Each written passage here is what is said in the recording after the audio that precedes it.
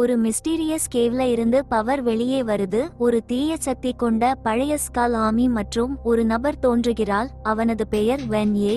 அவர் ஒரு ஆன்செஸ்டர்ஸ் குடியை கொண்டு வந்திருக்கிறார். இது அனைவரையும் அதிர்ச்சிக்குள்ளாக்குகிறது. வென் ஏ ஒரு டார்க் ரெல்ம் இலிருந்து வந்தவர். ஏன்ஷியன்ட் வார்க்கு பிறகு காணாமல் போன சில ஆன்செஸ்டர்களின் உடல்களை தான் ரிவைவ் செய்து வீலன்களா மாற்றியிருக்கிறார். அவர் சொல்லும் முக்கியமான விஷயம், இப்போது ரெல்ம் வார் ஆரம்பமாகிவிட்டது, யாரும் எங்கே வேண்டுமானாலும் செல்லலாம்.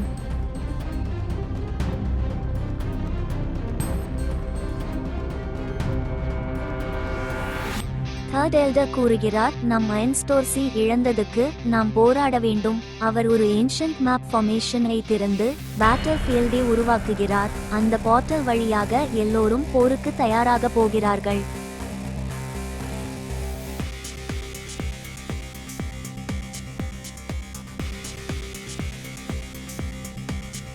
பேம்பூ வா காட் ஒரு அனிமல் கண்ட்ரோலர் பெண்மணியுடன் சண்டையிடுகிறார்.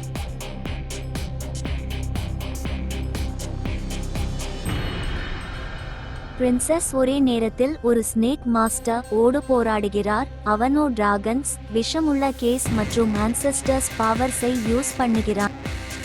மிஸ் வென்சி ஒரு மோசமான உருவத்தோடு நடக்கும் ஒன்று vs 1 பீஸ்ட் ஃபைட். ஷீ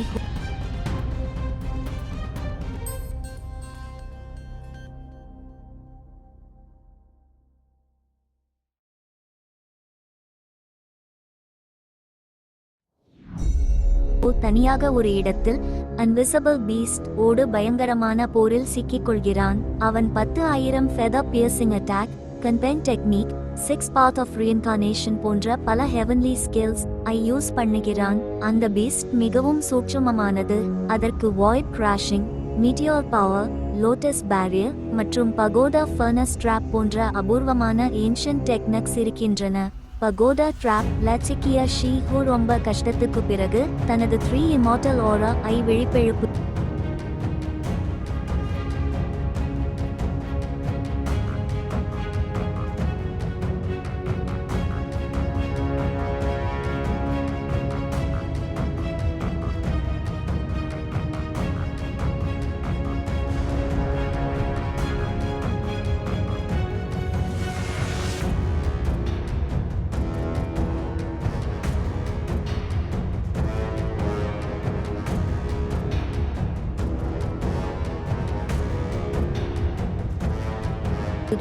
அவனுடைய பழைய சக்திகள் அனைத்தும் ஒன்றாக கிளம்பி ஒரு புது ஃபார்ம் ல மாற்றம் அடைகிறது.